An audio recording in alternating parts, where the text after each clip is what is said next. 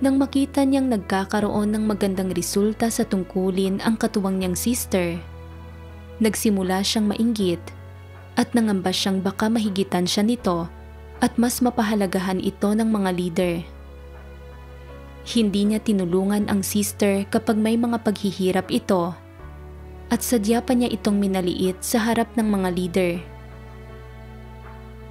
Sa pamamagitan ng paglalantad ng mga salita ng Diyos, nakilala niya ang kanyang tiwaling disposisyon. Nakaramdam siya ng matinding pagsisisi. Ano ang pinagmumula ng pagkainggit sa mas talentadong mga tao? Paano siya nagbago?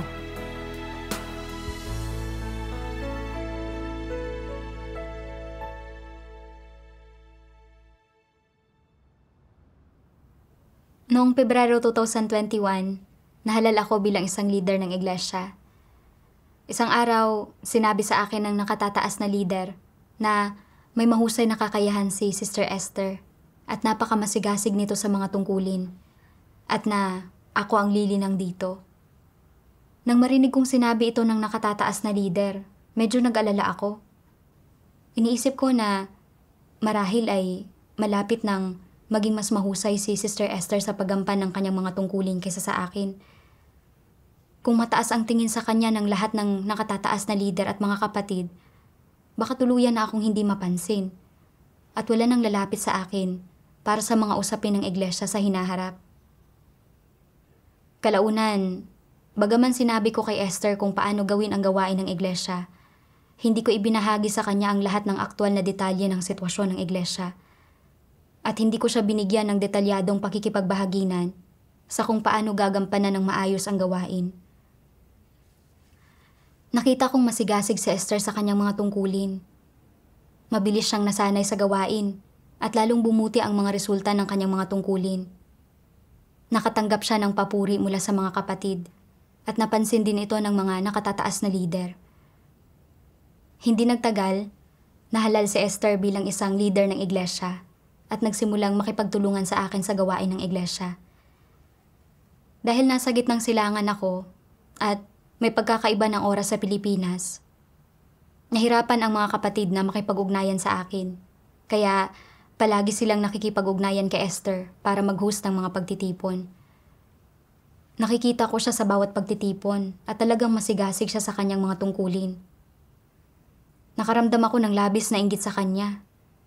At nag-alala ako na baka isipin ng mga kapatid na mas masigasig at mas may kakayahan siya kaysa sa akin at na kaya niyang gumawa ng mas maraming gawain kaysa sa akin. Kaya mas pahahalagahan nila siya kaysa sa akin. Naisip ko na sa hinaharap, hindi ko na maaaring ibahagi sa kanya agad ang ilan sa mga karanasan ko sa gawain ng iglesia. Marami na siyang nauunawaan tungkol sa gawain ng iglesia at ilang katotohanan. Kaya, kung sasabihin ko pa sa kanya ang lahat ng nauunawaan ko, isang araw, mas mauunawaan na niya ang gawain ng iglesia kaysa sa akin at magagampanan ito ng mas mahusay kaysa sa akin. Pagkatapos, mas papaboran at hahangaan siya ng mga kapatid kaysa sa akin. At mas pahahalagahan din siya ng mga nakatataas na leader. At iisipin nilang, hindi na ako gaano karapat-dapat na linangin. Dahil dito, ayaw ko nang linangin si Esther. Habang lumilipas ang mga araw, mas naging masigasig si Esther sa kanyang mga tungkulin. Mas marami siyang ginawa. At tuwing kasama ko siya, pakiramdam ko ay wala akong kakayahan at napanghihinaan ako ng loob. Nagbubuhat ng pasanin sa tungkulin ang sister. At kung nagtulungan lang kayong dalawa, mas napadali sana ang gawain ng iglesia. Isang mabuting bagay ito. Oo nga. Mismo. Pero noong mga oras na yon, ang isinasaalang-alang ko lang ay ang sarili kong reputasyon at katayuan at hindi ko inisip ang mga bagay na yan. Isang beses, dahil maraming baguhan ang sumali sa iglesia, kinailangan naming bumuo ng mas maraming maliliit na grupo ng mga pagtitipon. Magkahiwalay naming ginawa ni Esther ang gampaning ito. Sa panlabas, tila maayos kaming nagtutulungan ng sister. Pero hindi ko sinabi sa kanya na kailangang maisaayos agad ang gampaning ito. At nagpakaabala lang ako sa sarili kong gawain.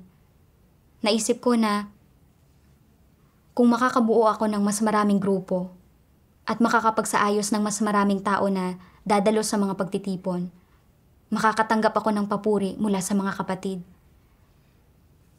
Nang tanungin ko si Esther tungkol sa pag-usad ng kanyang gawain, sinabi niya sa akin na dahil mabigat ang kanyang trabaho, hindi na niya nagawang asikasuhin ang mas maraming tao na kailangang magtipon. Pero hindi ako nag-alok ng anumang tulong sa kanya. Nang tanungin ako ng mga nakatataas na leader tungkol sa gawain ni Esther, sinabi ko pa nga na nagreklamo siya tungkol sa bigat ng kanyang trabaho. Tila sumang-ayon sa sinabi ko ang mga nakatataas na leader at tuwang-tuwa ako. Pakiramdam ko ay nabawasan ang halaga ni Esther sa mga mata nila at na hindi na nila iisiping may mahuhusay siyang kapabilidad sa gawain. Isa pang beses, nang mag-host si Esther ng pagtitipon para sa isang grupo, mailang kuro-kuro ang isang baguhan tungkol sa gawain at sa pagpapakita ng Diyos. Sinabi ni Esther sa akin na hindi niya alam kung paano makikipagbahaginan para malutas ang mga kuro-kurong ito. Alam ko naman talaga kung anong mga katotohanan ang kailangang ibahagi para malutas ang mga ito. Pero ayaw kong mas matuto pa siya. Naisip ko na mahusay ka na sa ginagawa mo. Kung mas matututo ka pa at malulutas mo ang isyong ito, pupurihin ka ng lahat ng kapatid. Ayaw kong hangaan ka ng lahat. Bagaman pareho tayong mga leader ng iglesia, nauna akong naging leader at nais kong maging pinakamahusay. Kung malulutas mo ang lahat ng problemang ibibigay sa iyo ng mga tao, iisipin ng mga kapatid na mas epektibo ang gawain mo kaysa sa akin. Paano ako magpapatuloy sa paggawa kung ganoon? Kaya, hindi ko sinabi sa kanya kung paano lutasin ang problemang ito. Sa halip, sinabi ko na lang sa kanyang tanungin ang mga nakatataas na leader. Naisip ko na sa ganitong paraan, hindi na maiisip ng mga nakatataas na leader na nauunawaan niya ang katotohanan. Kaya, hindi na mataas ang magiging tingin nila sa kanya. Makakaapekto ito sa pag-unawa ng mga baguhan sa katotohanan at sa pagtatatag nila ng pundasyon sa tunay na daan. Oo nga. Tama. Matapos kong gawin ito, talagang nakaramdam ako ng pagkakonsensya. Pero hindi ko pa rin siya tinulungan.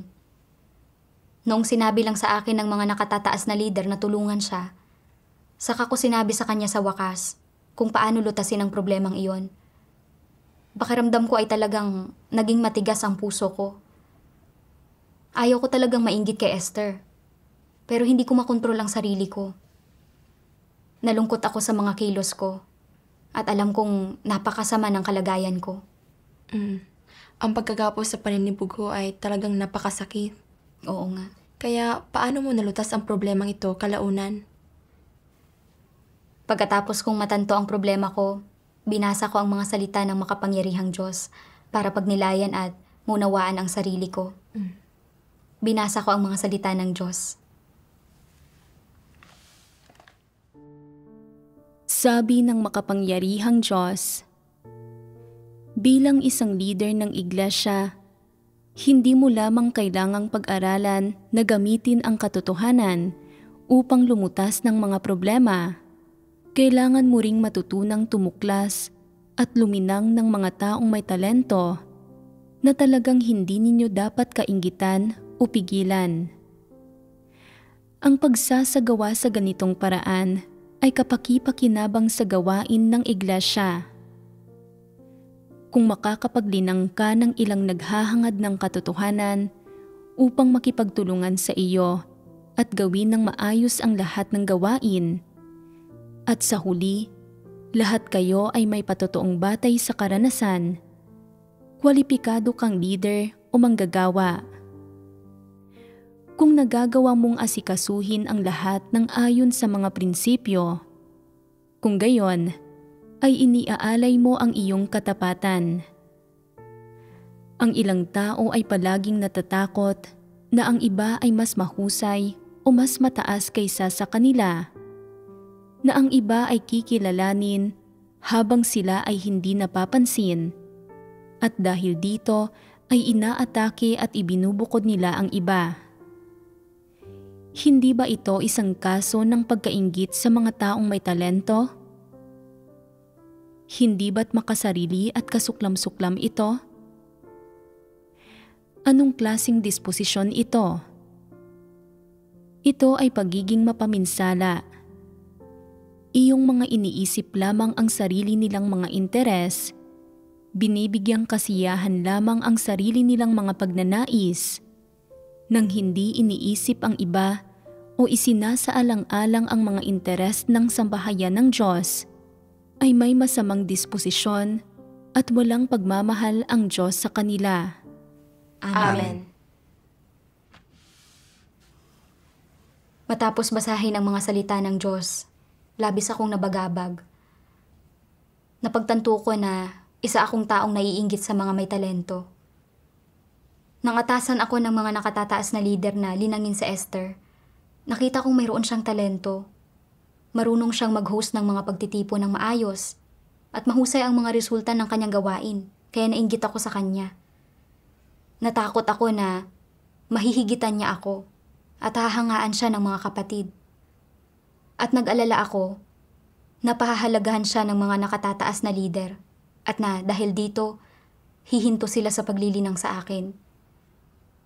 Para mapigilan na maiangat si Esther at malinang siya dahil sa maayos na paggampan niya sa kanyang tungkulin, sinikil ko siya. Alam na alam ko na may mahusay siyang kakayahan, pero hindi ko siya nilinang. At hindi ko sinabi sa kanya kung paano magagampanan ng maayos ang gawain ng iglesia. Nais ko lang na ako lamang ang hahangaan. Nang hindi niya malutas ang mga problema ng mga kapatid, kahit na alam ko kung paano lutasin ang mga ito, hindi ko sinabi sa kanya. Sa panlabas, hinihikayat ko siyang tanungin ang mga nakatataas na lider. Pero ang totoo, sa paggawa nito, nais kong bigyan ang mga nakatataas na lider ng masamang impresyon tungkol sa kanya. At para isipin nila na hindi niya nauunawaan ang katotohanan at wala siyang abilidad na tuparin ang tungkuling ito. Talagang lihim na mapanira, mapanlinlang, makasarili, at kasuklam-suklam ako. Bilang isang leader ng iglesia, dapat sana ay nilinang ko ang mga taong may talento nang mahanap ko sila. At ginawa ko ang aking makakaya para matulungan silang magampanan ng maayos ang gawain ng iglesia. Pero hindi ko isinaalang-alang ang layunin ng Diyos. Na hindi ko isinaalang-alang ang gawain ng iglesia. Nagtrabaho lang ako para sa sarili kong reputasyon at katayuan. Habang namumuhay sa kalagayan ng pagkainggit sa talento, sinikil ko ang mga individual na may talento at tinanggihan kong linangin si Esther. Hinihiling ko pa ngang mabigo siya sa gawain ng iglesia. Sa likod ng mga kilos na ito, ibinubunyag ko ang aking mapaminsalang disposisyon. Tanging ang may mga mapaminsalang disposisyon ang sisikil sa kanilang mga kapatid. Hindi ipapahamak ng mga tao may normal na pagkatao ang kanilang mga kapatid. Oo nga. Sa puntong iyon, napagtanto ko na kumikilos ako sa aking tungkulin ayon sa satanikong disposisyon at na ito ay kasuklam-suklam sa mga mata ng Diyos. Oo nga. May mahusay na kakayahan sa Esther at masigasig siya sa kanyang tungkulin. At sa paglinang sa kanya, magiging mas madali ang paggawa sa gawain ng iglesia at bubuti ang mga resulta ng lahat ng aspekto ng gawain ng iglesia. Tama. Hindi dapat ako nainggit sa kanya. Sa halip, dapat sana inilinang ko siya. Tinulungan siya sa kanyang tungkulin at ginampanan ang gawain ng iglesia ng responsable at masikap. Tama. Kaya nagdasal ako sa Diyos. O Diyos, ayaw ko nang kumilos ayon sa aking satanikong disposisyon. Ayaw ko nang maghimagsik laban sa iyo o tumutol sa iyo. Nais kong magsisi sa harap mo, tulungan ang aking sister, at makipagtulungan sa kanya para magampanan ng maayos ang aming mga tungkulin. Amen. Paulit-ulit akong nagdasal sa Diyos. Noong panahong iyon, nakaramdam ako ng labis na pagkakonsensya sa puso ko. Sinabi ko sa sarili ko na hindi na dapat ako mainggit kay Esther. Ito ay isang tiwaling disposisyon na hindi nakakalugod sa Diyos. Oo nga. Ang maunawaan ng mga ito at maitama ang ating mga maling pananaw ay lahat kaliwanagan at pagtanglaw ng Diyos. Oo nga. Pagkatapos niyon, nagsimula akong aktibong tumulong kay Esther. Araw-araw akong nakipag-ugnayan sa kanya at unti-unti ko siyang ginabayan kung paano magagampanan ng maayos ang gawain ng iglesia para magkaroon siya ng pag-usad. Tuwing ipinapaalam sa akin ng mga nakatataas na lider ang gawain na kailangang maisakatuparan, tinatalakay ko kay Esther kung paano dapat isagawa ang gawain. Hindi na ako natakot na mahihigitan niya ako, na hahangaan siya ng mga kapatid at maaagaw sa akin ng atensyon. Magkasundo kami nagtrabaho ni Esther habang ginagampanan namin ng magkasama ang aming mga tungkulin. At natuklasan ko na maraming gampanin ang naging mas madali at na bumuti rin ang mga resulta ng gawain ng iglesia. Salamat sa Diyos. Kapag naitama na ang ating mga intensyon at nakikipagtulungan tayo ng may pagkakaisa sa ating mga kapatid, ang paggampan natin ng ating tungkulin ay may patnubay ng Diyos. Tama.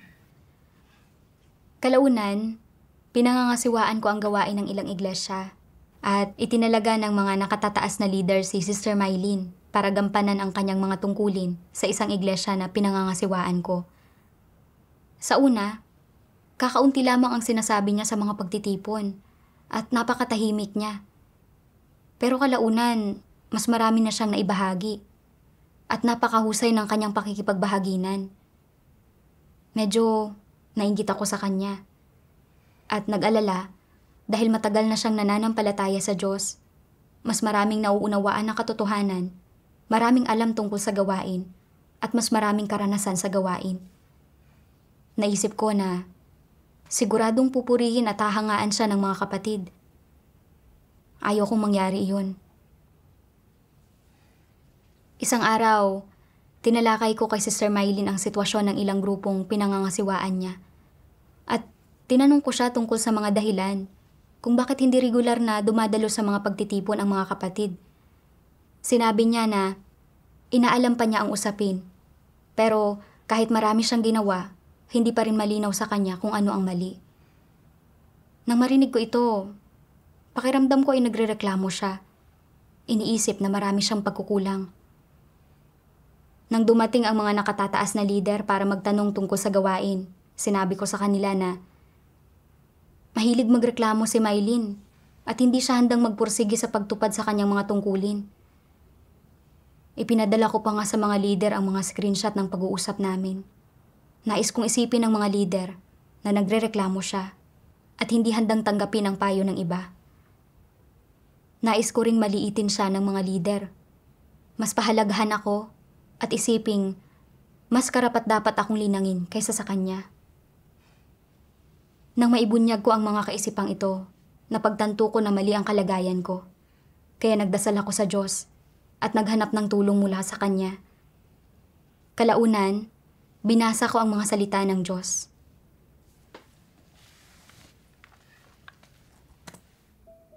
Sabi ng makapangyarihang Diyos, anong uri ng disposisyon ito kapag may nakita ang isang tao na mas mahusay kaysa sa kanya at sinusubukan niya itong pabagsakin, nagkakalat ng mga tsismis tungkol dito o gumagamit ng mga kasuklam-suklam na paraan para siraan ito at isabotahe ang reputasyon nito.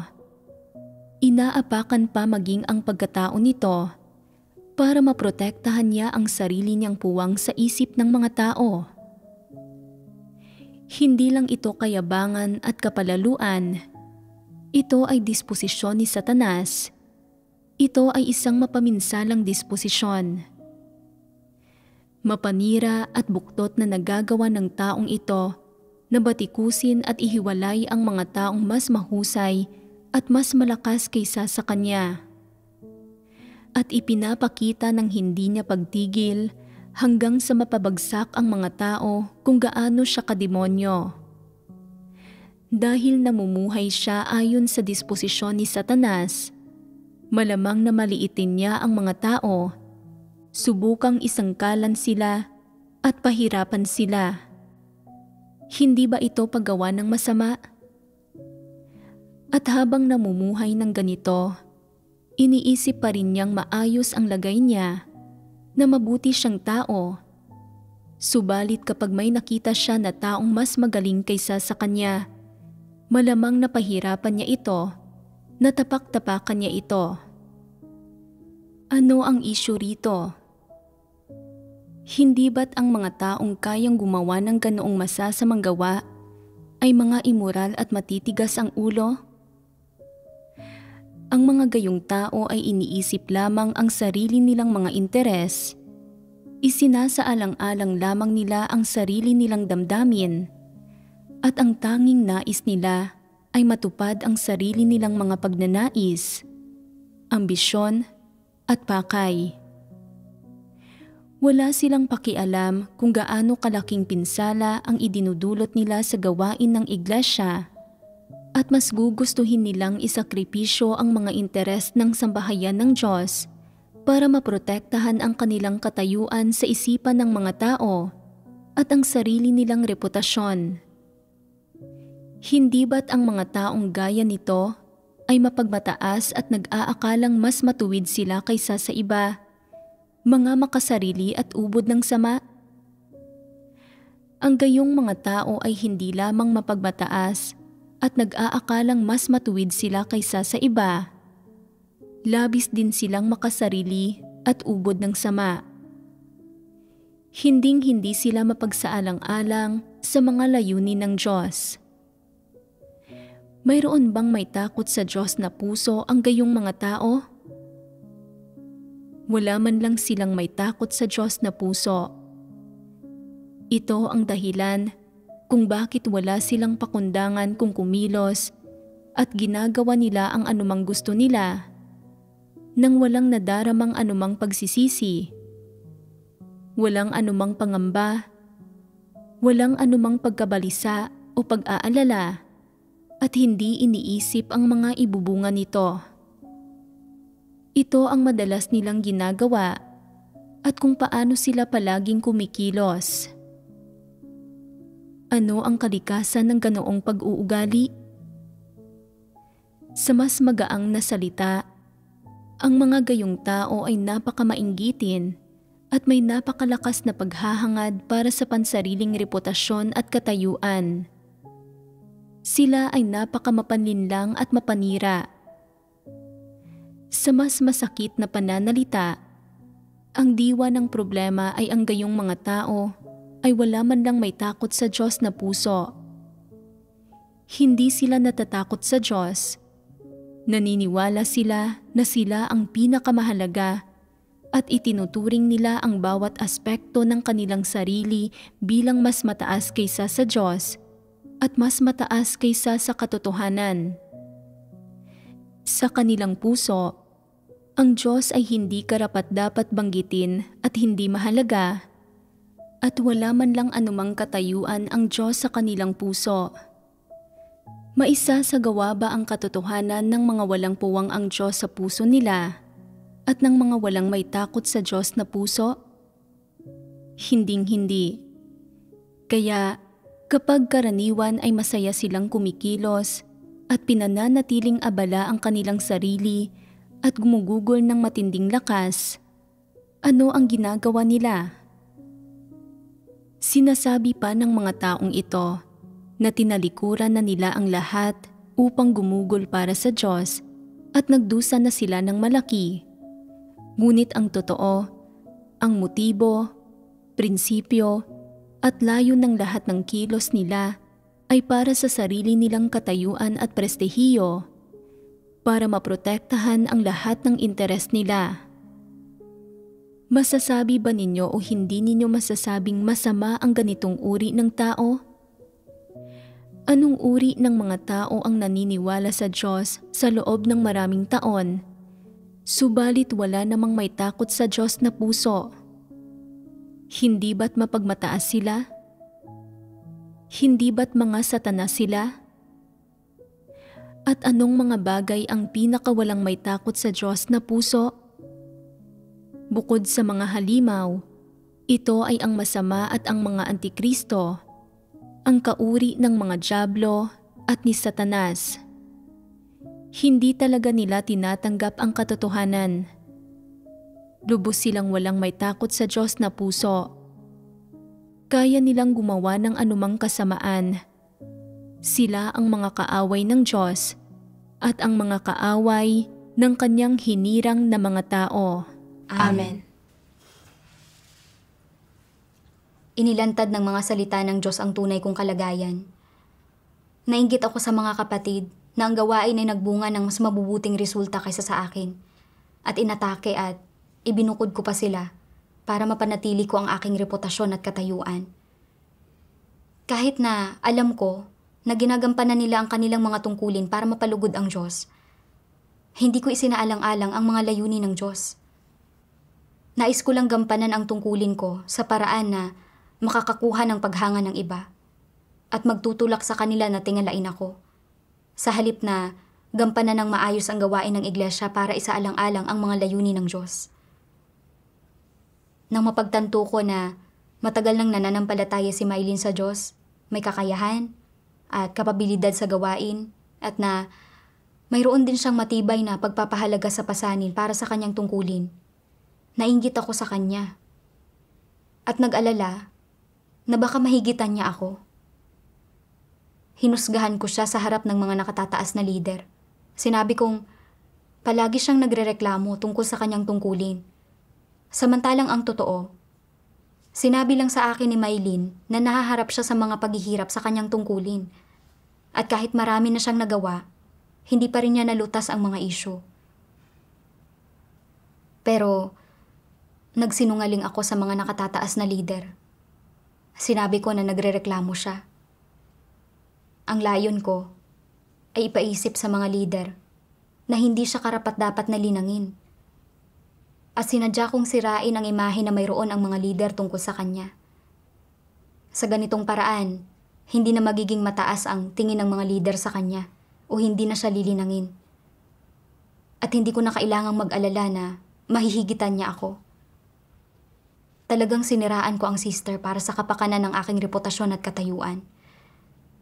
Talagang lihim na mapanira at mapaminsala ako. Bilang isang leader ng iglesia, dapat sana ay nakipagtulungan ako ng maayos sa mga kapatid na magbibigay daan para mapunan namin ang mga lakas at kahinaan ng isa't isa. At dapat sana ay tinupad ko ang mga responsibilidad at tungkulin ko. Hindi ko dapat tinrato ang aking mga kapatid bilang mga katunggali. Oo nga. Mismo. Pero ang inalala ko lang ay ang aking reputasyon at katayuan. Nais ko lang na ako lamang ang hangaan ng iba. Sa panlabas, tila mayroon akong pagpapahalaga sa pasanin para sa gawain ng iglesia. Pero wala akong may takot sa Diyos na puso. Nang makita ko na may talento si Mylene, nainggit ako at hindi ko hinayaan na mahigitan niya ako. Para makamit ang mga layon ko, tumanggi pa akong tulungan siya kahit na malinaw na alam kong nahaharap siya sa mga paghihirap sa kanyang tungkulin. Handa akong ipahamak ang gawain ng iglesia para lang protektahan ang aking kasikatan, pakinabang at katayuan. Takot na takot ako sa mapagmataas at mapaminsalang disposisyon na naibunyag ko. Hindi ko isinaalang-alang ang gawain ng iglesia, kundi sa halip ay isinakatuparan ko ang sarili kong proyekto. Tunay ngang kasuklam-suklam ito sa Diyos. Oo nga. Naisip ko kung gaano kabilis na lumalaganap ang ebanghelyo ng kaharian, kung paanong napakaraming iglesia ang naitatatag sa iba't ibang lugar, at ang agarang pangangailangan ng mas maraming tao na magdidilig sa mga baguhan at mamumuno sa mga iglesia. Oo nga. Pero buktot ang aking mga kaisipan. Naghanap lang ako ng paraan para protektahan ang aking reputasyon at katayuan. At nang makakita ako ng mga taong may talento, bukod sa hindi ko sila nilinang, ibinukod at sinikil ko rin sila. Kinukontra ko ang Diyos at ginagambala at ginugulo ko ang gawain ng ebanghelyo. Ang isang taong may mabuting pagkatao ay matutuwa na makakita ng mas maraming taong tumitindig para makipagtulungan sa gawain ng iglesia. At tanging ang mga antikristo at masasamang tao ang nakakaramdam ng takot kapag nakakakita sila ng ibang mas may kakayahan kaysa sa kanila. Inaatake at ibinubukod nila ang iba para mapanatili ang kanilang reputasyon at katayuan. Oo nga. Walang lugar sa puso ko ang Diyos. Wala akong may takot sa Diyos na puso. Masyado kong pinahalagahan ang reputasyon at katayuan. Para matupad ang aking mga ambisyon at pagnanais, bukod sa hindi ko tinulungan si Maylene, gumamit pa ako ng mga paraan para sikilin siya na nakaapekto sa kanyang abilidad na magampanan ng maayos ang kanyang tungkulin. Ang disposisyon na naibunyag ko ay disposisyon ng isang antikristo. Nilalabanan ko ang Diyos. Kung magpapatuloy ako ng ganito nang hindi nagsisisi, tiyak na aabandonahin ako ng Diyos. Oo nga. Tama. Ang mainggit sa mga taong may talento sa pagtupad ng tungkulin ay hindi lang nakakasakit sa mga kapatid, kundi ginagambala at ginugulo pa ang gawain ng iglesia. Oo nga. Napakalubaha pala ng kalikasan nito. Oo nga. Kung hindi dahil sa mga salita ng Diyos na naglalantad nito, hindi talaga natin ito mauunawaan. Mismo. Kaya, paano mo ito isinagawa at pinasok kalaunan? Kaya binuksan ko ang puso ko sa Diyos at nagdasal. Hinihingi ang kanyang kapatawaran. Hiniling ko rin sa Diyos na bigyang liwanag at tanglawan ako para maunawaan ko ang kanyang layunin at makahanap ng isang landas ng pagsasagawa. Kalaunan, nagbasa ako ng isang sipi ng mga salita ng Diyos. Sabi ng makapangyarihang Diyos, kung talagang kaya mong isaalang-alang ang mga layunin ng Diyos, magagawa mong tratuhin ng patas ang ibang mga tao. Kung nagre-rekomenda ka ng isang mabuting tao at hinahayaan mo siyang sumailalim sa pagsasanay at gumampan ng tungkulin, at sa gayon ay nagdaragdag ka ng isang taong may talento sa sambahayan ng Diyos, hindi ba't padadaliin niyon ang iyong gawain?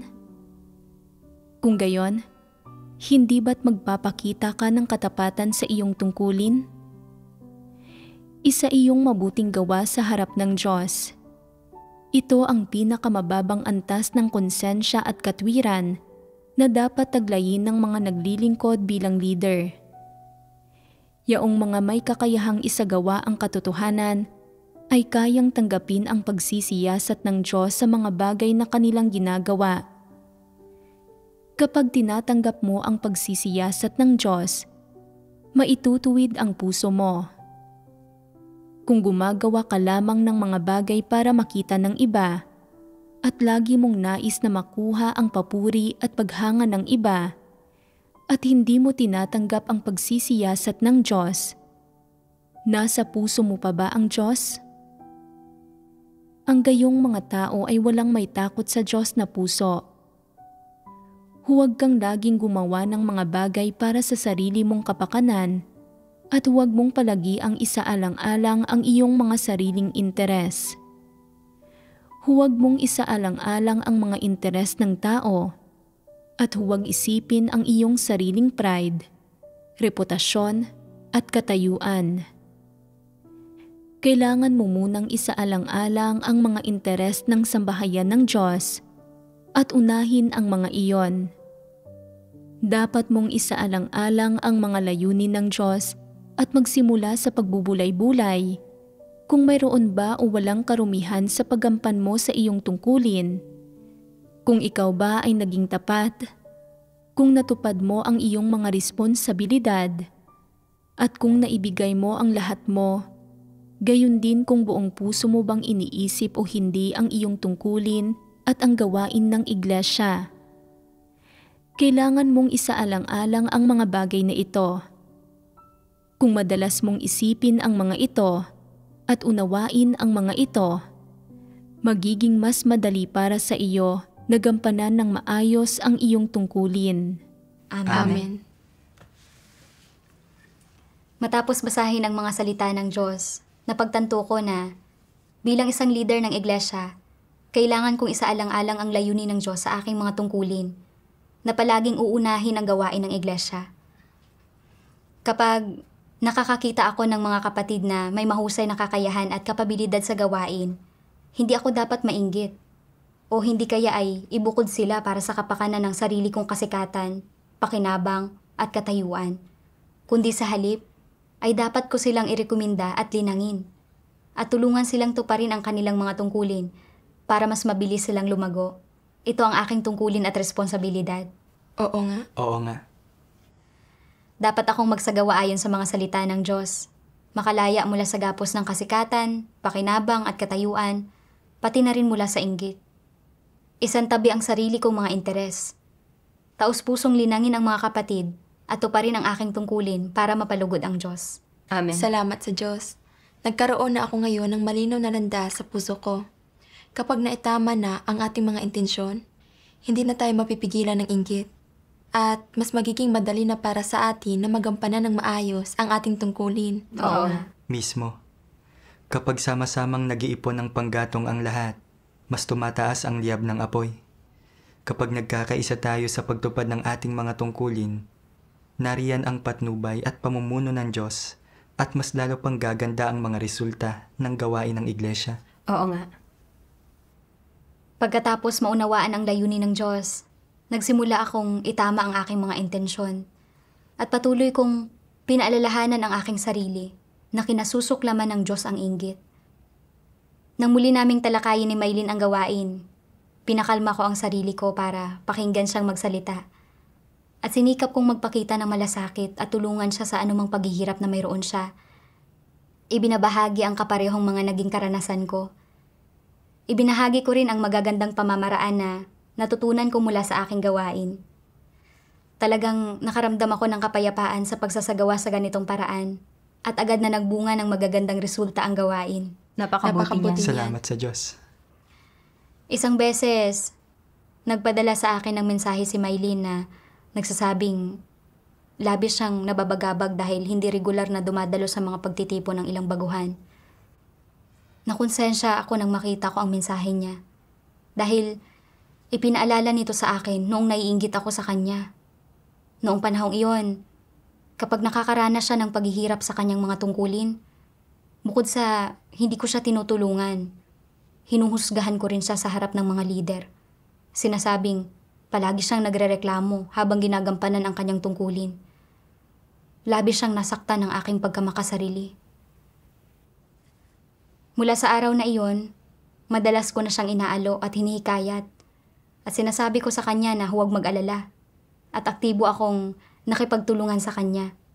Hindi na ako nag-alala kung mas mahusay ang mga resulta ng kanyang mga tungkulin kaysa sa akin o kung mas namumukod tangi siya kaysa sa akin. Hindi nagtagal, nahalal si Maylin para mangasiwa ng gawain ng Ebanghelyo. At kasama ko, siya ang magiging responsable sa pagsubaybay sa gawain ng Ebanghelyo ng mga iglesia. Tuwing may mga problema o paghihirap sa gawain ng Ebanghelyo, magkasama naming tinatalakay ang mga solusyon at madalas kaming bukas na nag-uusap mula sa puso. Hindi na ako nakaramdam ng inggit sa kanya at wala nang hadlang sa pagitan namin. Salamat sa Diyos. Tunay ngang napakabuting gampanan ang tungkulin sa pamamagitan ng pagsasagawa ayon sa mga salita ng Diyos. Oo nga. Mula noon, mas gumaan ang puso ko. Sa aking karanasan, napagtanto ko na kailangan ko talagang isuko ang pagnanais ko sa reputasyon at katayuan dahil doon ko lamang matutupad ang aking mga tungkulin ayon sa mga hinihingi ng Diyos. Tama. Ayaw ko nang makipagkompetensya sa mga kapatid para sa reputasyon at katayuan. Dahil alam kong habang lalo akong naghahangad ng reputasyon at katayuan, lalo akong mapapalayo sa Diyos. Sa paggawa nito, mamumuhay lamang ako sa tiwaling disposisyon at hindi ko magagampanan ng maayos ang gawain ng iglesia kung matutupad ang aking mga tungkulin. Oo nga. Pagkatapos niyon, tuwing may mga baguhan na nangangailangan ng paglilinang sa iglesia, ginagawa ko ang makakaya ko para matulungan sila. Bagaman minsan ay naipapakita ko pa rin ang pagkainggit, kinasuklaman ko ang aking sarili. Pinapakalma ko ang puso ko at nagdadasal ako sa Diyos. At inihiling ko sa Diyos na protektahan ang puso ko para hindi na ako malimitahan ng mga tiwaling kaisipan. Pagkatapos magdasal sa ganitong paraan, nakatagpo ng kapayapaan ang puso ko. Hindi na ako naiinggit sa iba o natatakot na mahigitan nila ako. At nais ko na lang tulungan ang mga kapatid ko. Makipagtulungan ng maayos sa kanila at tuparin ang aking mga tungkulin. Salamat sa Diyos. Salamat sa Diyos.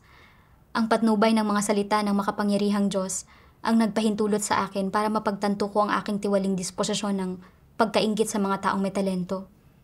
At para malaman ko na kinasusuklaman ng Diyos ang mga taong tulad ko. Kaya ko na ngayong maghimagsiklaban sa aking laman at magsagawa ayon sa mga salita ng Diyos.